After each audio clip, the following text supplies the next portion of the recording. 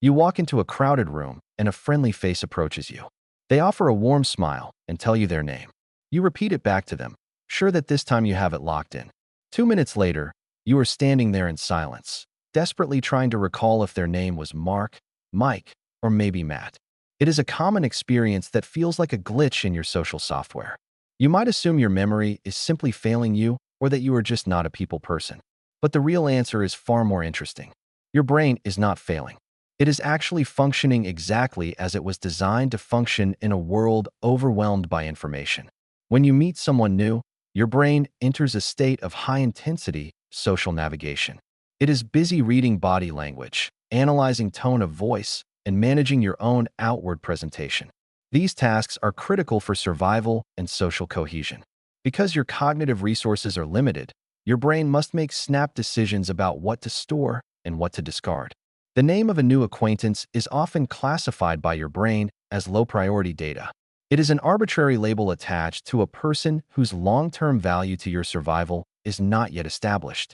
This phenomenon is often explored through the lens of the Baker-Baker paradox, a classic psychological observation.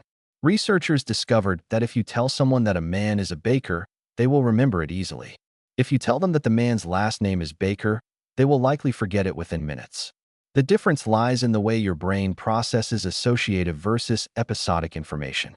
When you hear Baker, your brain instantly activates a massive network of associations. You think of flour, white aprons, hot ovens, and the smell of fresh bread. The word baker is anchored into your mind by hundreds of pre-existing connections.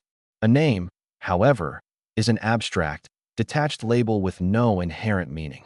Unless the name triggers a specific memory of someone you already know, it floats in your mental workspace without any hook to catch onto. When you focus on the social pressure of the interaction, your attention shifts away from the encoding process. You are too busy trying not to look awkward to actually focus on the sound of the name. You are effectively trying to write information to a hard drive while the system is performing a full-scale diagnostic scan. The result is that the name never makes the leap from short-term to long-term memory. Psychologists like Morris Moscovich have noted that the hippocampus, the area of your brain responsible for forming new memories, requires undivided attention to effectively encode names. If your focus is divided between the social situation and the memory task, the hippocampus simply cannot secure the neural pathways necessary to hold that name. It is not a lack of intelligence. It is a direct result of how your brain prioritizes information. So how do you fight against this biological limitation? The most effective strategy is the intentional delay. Instead of nodding and smiling while your mind wanders to your own next sentence, you must physically stop the conversation for a half-second. Repeat the name back to the person as a question or a statement. Say, "Nice to meet you, Sarah." By speaking the name, you force your brain to switch from passive listening to active production. This simple act of verbalization engages the motor cortex, which provides a secondary pathway for your brain to encode the information. You can also use the meaning association hack. As soon as you hear the name, connect it to something vivid in your mind. If you meet a man named Paul, visualize him standing next to a pole. If you meet a woman named Rose, picture her holding a giant flower. The more absurd or colorful the image, the better. Your brain is wired to remember visual, concrete imagery much better than abstract, auditory data. You should also acknowledge the next-in-line effect. This is the period immediately before and after you speak where your memory for other information is at its absolute worst.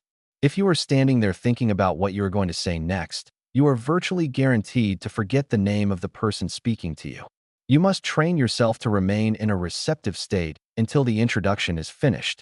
It is easy to blame your memory for these social blunders. But once you understand that your brain is just being efficient with its limited bandwidth, you can take control. You stop trying to remember harder and start focusing on connecting smarter. The next time you meet someone new, don't worry about the awkwardness of a short pause. Take those few seconds to intentionally anchor their name to a mental image or a physical action. You will find that your social recall improves drastically when you stop treating names like abstract data and start treating them like essential, meaningful pieces of information. By reframing how you listen, you turn a passive encounter into an active, memorable connection. And that is the secret to why you forget names, and more importantly, How you can start remembering them for good.